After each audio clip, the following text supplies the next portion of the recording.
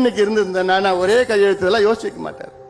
கணக்கெடுப்பு நடத்தி எல்லாருக்கும் என்ன எல்லாருக்கும் நாங்க கேட்கறது எங்களுக்காக நாங்க கேட்கல, கிடைக்காதவங்களுக்கு நாங்க கேட்கிறோம். ஏன்னா இந்த சமுதாயம் அப்படிப்பட்ட சமுதாயம், உங்களுக்கு எல்லாம் சோறு போடுற சமுதாயம்.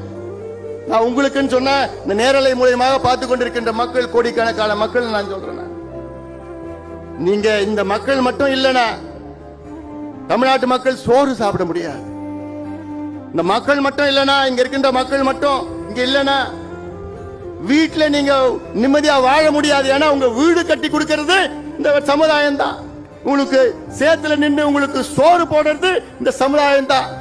நீங்க கார்ல ஹாயா ரோட்ல போறீங்க இல்ல, அந்த ரோடு போடுறது இந்த சமுதாயம் தான். உங்களை மானத்தை காப்பாத்துறது, நீங்க போடுற ட்ரெஸ் போடுறீங்க இல்ல, அந்த பருத்தியை விளைய வைக்கிறது இந்த சமுதாயம் தான்.